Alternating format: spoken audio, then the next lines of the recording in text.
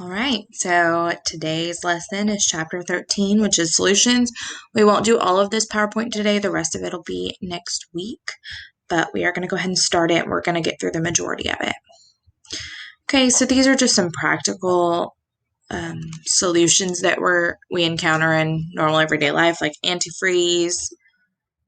Okay, so remember from Chem 1, the solutions are homogeneous mixtures, which means they are the same throughout the entire thing.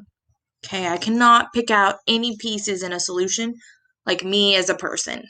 Okay, they can be separated, but not by me by hand.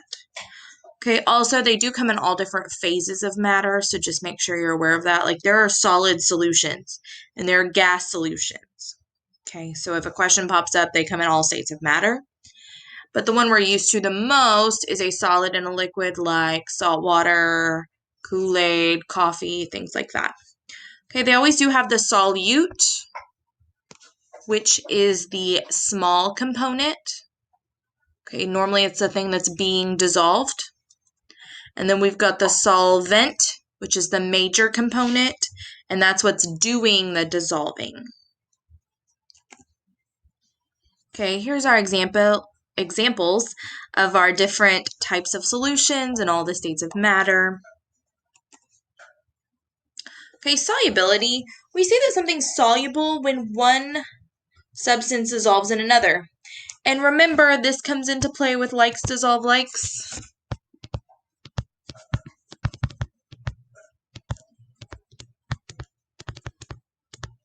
Okay, remember it has to be polar and polar, nonpolar and nonpolar. Also, ionic will dissolve in polar.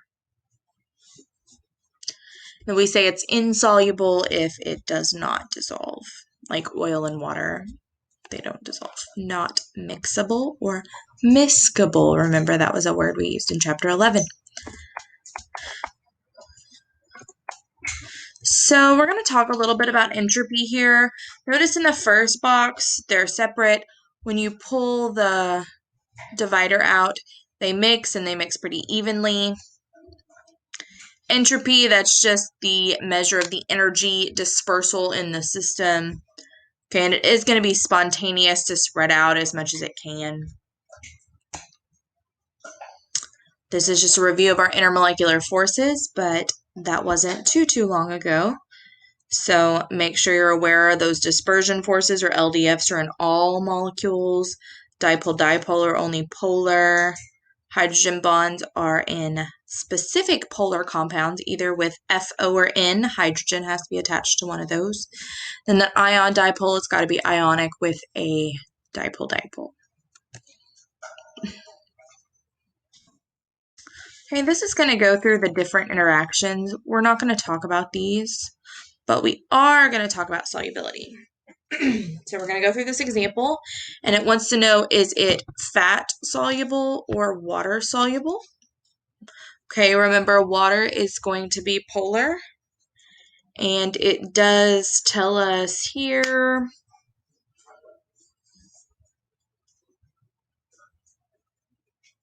fat-soluble vitamins can accumulate on fatty deposits. Okay, so really we're just looking for ones that are polar and the ones that are more polar specifically. Okay, like here we've got these hydrogen bonds. So this one, vitamin C, is going to be water soluble. Another one that's going to be water soluble is vitamin B5. So we've got these different, also there's a hydrogen bond, so B5 is water soluble. Okay, vitamin C has a hydrogen bond, but it's only one. So this one is more likely to be fat soluble. Same thing on this one. While it is polar,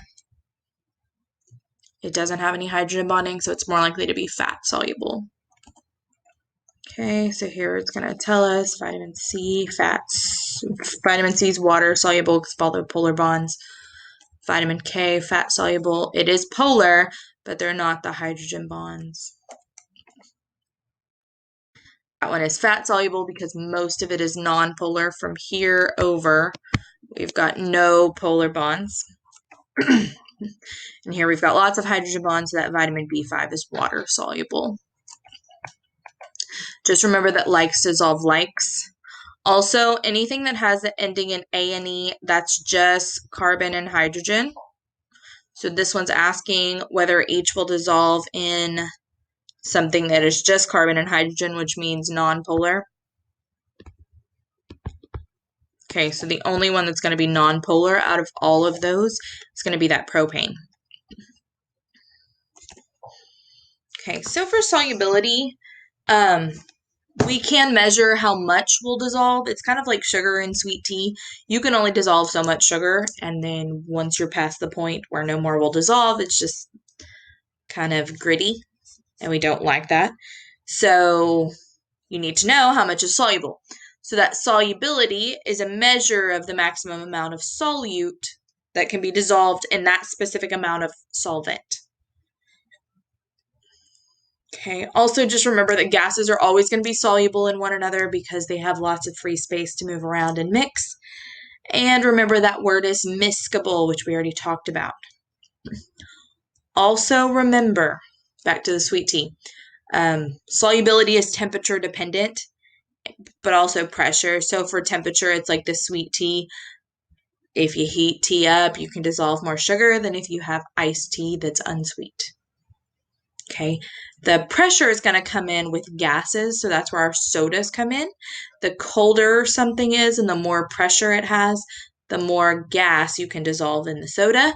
So then we're thinking like soda. Things that are either really fizzy, they have high solubility, or if they're flat, they have low solubility. And again, just remember that the likes dissolve likes. They need to have those similar structures, so they need to have compatible intermolecular forces. Okay, and here we're talking about heating. This endothermic and exothermic is going to come into play later. I did want to leave it here just so we could discuss it. It's not going to be on this test or quiz, but I just needed y'all to see it. Okay, so endothermic, just remember that's when we're putting energy into the system. And if we're talking about delta H, it'll be positive. Exothermic, the energy is leaving the system. It's giving it off. So the delta H will be negative. That's all I need you to kind of remember from this part. We'll get more into that in chapter 18. Okay, so here's the solution process. As it goes through the process, you've got a solid, it's got to break apart. You've got your liquid, it has to kind of make room for the solute to come in. Then you put the solute in and it kind of intermixes in there.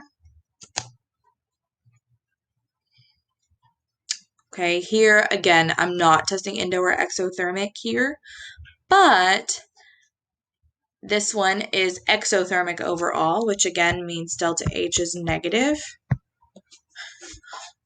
and that it's giving off energy. Okay, if we've got that endothermic reaction, that means delta H is positive. It's taking energy in to do the reaction. Okay, we already talked about these ion-dipole interactions, and when we did, we said that we covered again in chapter 13, so here we are. And this specifically is talking about hydrates. We do encounter hydrates all the time. Actually, the Epsom salt or the magnesium sulfate that you got in your lab kit is a hydrate. Okay, so what happens is the ions break apart and they're surrounded by water molecules, so they're hydrated by the water. And you can get that excess water out of the solid by heating it up.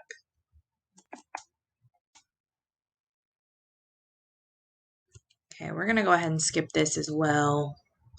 There is a limit to solubility. So remember when I was talking about solubility and I said you can only put so much in, and if you put more, it gets gritty for that sweet tea?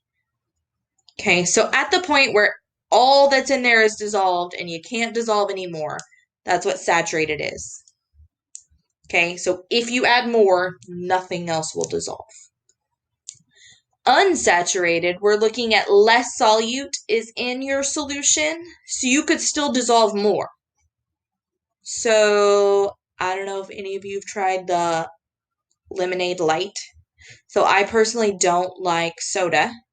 So when we go out to restaurants or fast food places, if I want to drink, I've got to get something that's not carbonated. Well, lots of places don't have many options besides tea, and I also don't like tea. So then we're in the boat, well, what do you all have? And do I want it? And that light lemonade, that is very unsaturated. It is like lemon water almost. So you could add more sweetener, you could add more lemon, and it'll still dissolve in that lemonade.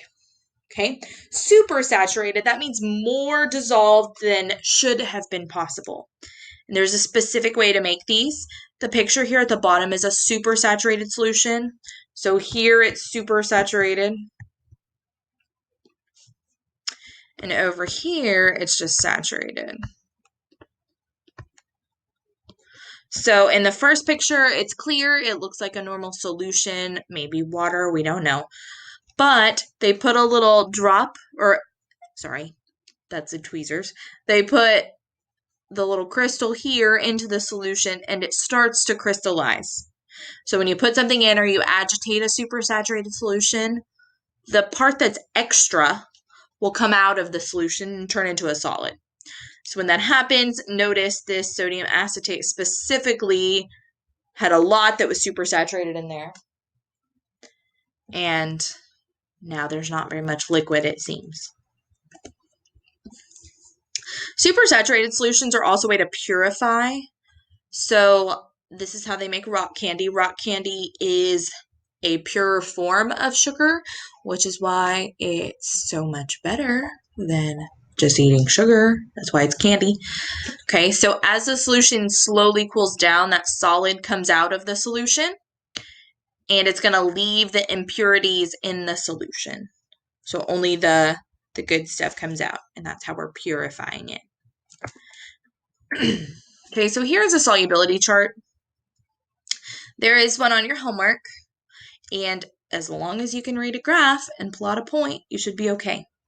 The things to note are, this is how many grams are in 100 grams of water. Okay, so if we have 3 times the amount of water, that means 3 times the amount of solid will dissolve. If I have half the amount of water, that means only half will dissolve. So you need to pay attention to this water amount. Okay, 100 grams. Also, if you note on this chart, most solids, as you increase the temperature, which is on our x-axis, you also increase how much dissolves. Okay, and this down here is super important. If when we plot the point, it is on the line, that means it's saturated. So let's say they tell me we've got 55 grams of KNO3 at 37 degrees Celsius, and I plot the point and it's on my line, that means we're saturated. If in that same scenario, they told me 65 at 37 degrees, that is above the line, which is super saturated. And then if they told me 25 at 37, it's below that KNO3 line, so it's unsaturated. You also have to make sure when we're talking about in relation to the line, you know what line it's talking about. Because it may not be talking about KNO3, it could be talking about potassium dichromate. So you have to pay attention to what it's asking for. Okay, here's our gas. Remember I told you gases, the colder they are, the more soluble it is. So hopefully you keep your sodas in the fridge. We actually do not at my house because my husband goes through them like crazy. So, I mean, like a 2-liter may last 2 or 3 days. So it's not as important as a 2-liter lasting a week. But a warm soda is going to have more come out of the solution, so it's going to fizz more. And because of that, it's not as carbonated when you drink it. If it fizzes less, normally that means it's more carbonated when you drink it. Okay, that is unless it's flat. If it's flat, then there's nothing left to be carbonated, so there's no fizz.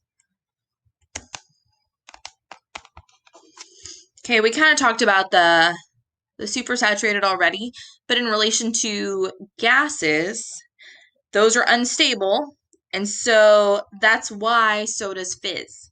They're saturated above their ability to be saturated, so they're supersaturated.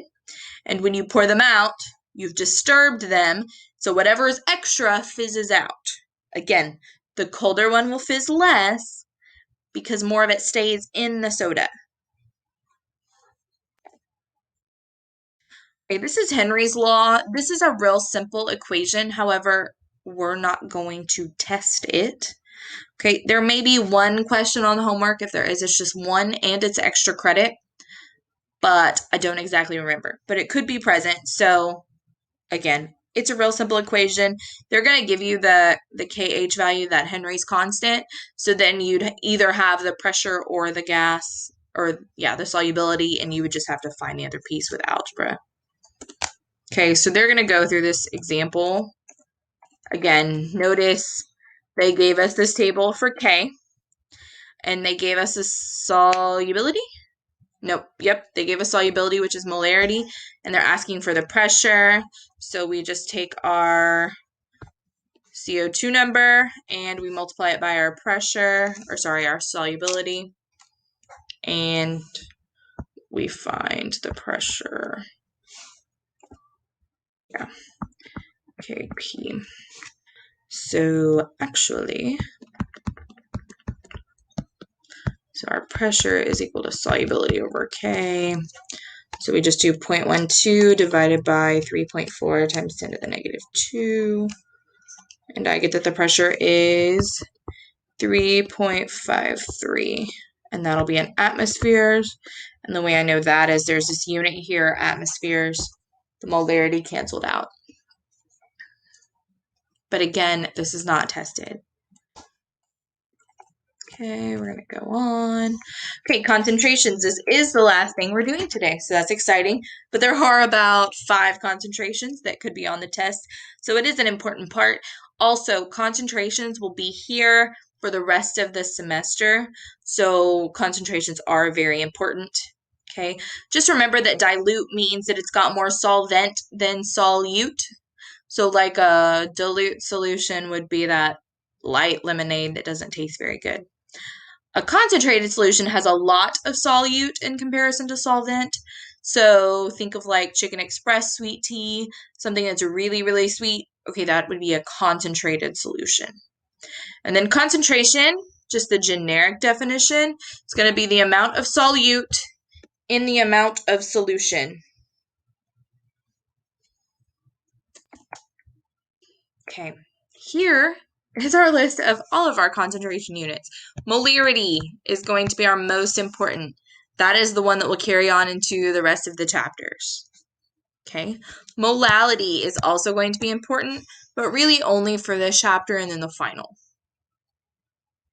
Okay, mass percent or percent by mass, that's also pretty important, but all percentages, remember, are out of 100. So they're not horrible as long as you know mass, parts by mass, which is just the amount of solute over the amount of solution. Okay, mole fraction will pop up, but it is not as important. Sometimes you see parts per million and parts per billion.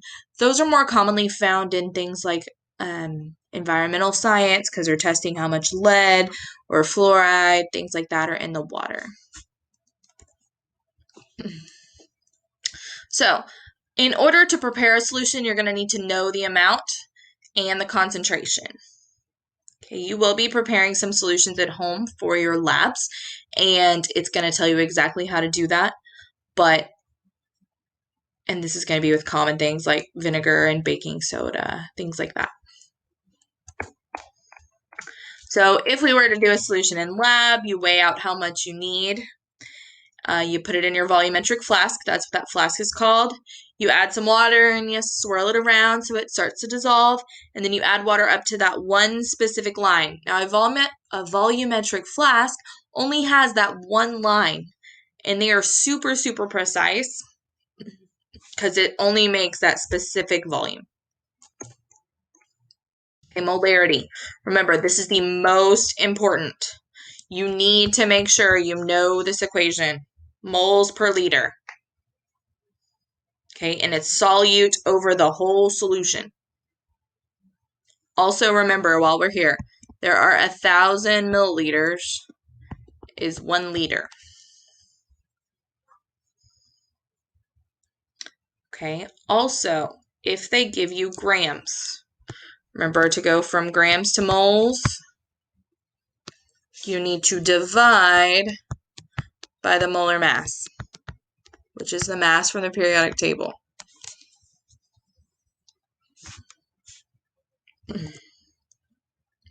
Molality is the next one. Oh, one more thing about molarity.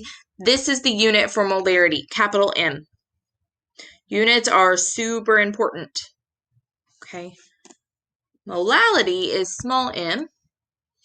Okay, the thing here you need to notice is that this one is just the solvent on the bottom. It is not the entire solution. This one is kilograms. Also remember there are 1,000 grams in 1 kilogram.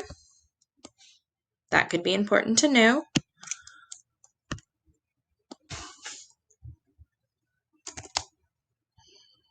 Okay, here we've got our parts of solute and our parts of solution. So just make sure you know whatever one is asking that the solute is always going to go on top over the solvent, the solvent or the solution, depending on what we're asking. Here's parts per million. It's the same amount, solute over solution times 10 to the 6, which is a million. Again, this won't be tested.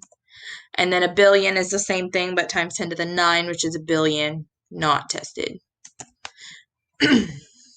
Mole fractions are important, and you should have encountered them in chapter 10, but some of you may have had a really short class and you didn't see chapter 10. So that's just the amount of moles over the total amount of moles. It's not a big deal. And then the mole percent, you just times it by 100. Okay, and this one is parts by mass. So we've got a volume of a soft drink, and it tells us we have 10.5% sucrose, and we start with 78.5 grams of sucrose. There are 2 givens here, and I do want you to know that whenever there are 2 givens, or even more than that, you need to start with the one with 1 unit. Remember, percent is going to break up into the part, like the solute, and then the solution. So we're going to start with 78.5%, grams of sucrose. I'm going to do C12, 22, 11. Okay, just remember when we do these, grams of sucrose has to go on bottom. I'm going to write sucrose. And then the only thing I can go to is solution, because they gave me this percentage. Okay, just remember that percents are out of 100. So when we do our 10.5 grams, that's out of 100 if it's 10.5%. Okay, if you had a 10.5 in class, it would be out of 100. And so that's how we break them up. The 100 always goes with the solution. Okay, this one asked for milliliters. So the 1.04 grams goes on bottom, and then 1 milliliter goes on top. Please, please, please, if you need practice with the dimensional analysis, let me know.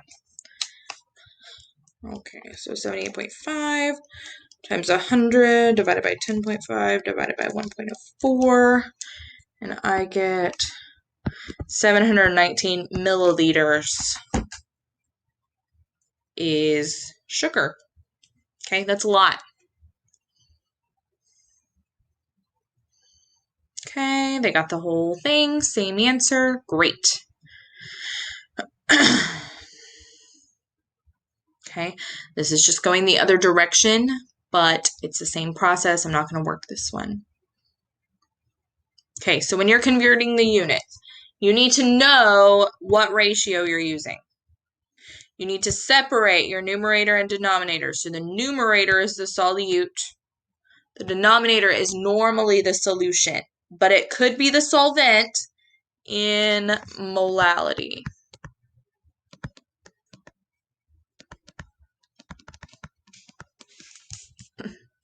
Okay, you're going to convert the solute to whatever unit you need. So it could be moles, it could be grams. Then you're going to convert the solution part to either, again, liters, moles, grams, kilograms, and then you do your calculation. Okay, I'm going to work this one with you. I believe there's one in your homework that's similar to this. Okay, so for this solution, calculate the concentration of each unit for this entire thing. So first, let's start with molarity. Remember, that's moles per liter. Okay, they gave me the 17.2 grams of ethylene glycol. So I've got to get that to moles.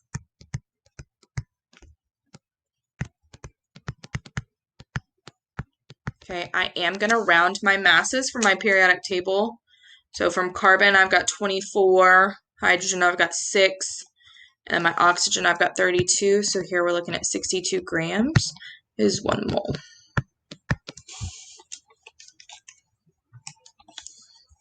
And I get 0.277 moles. Okay, and it tells me it's in kilograms of water, but it also tells me its final volume.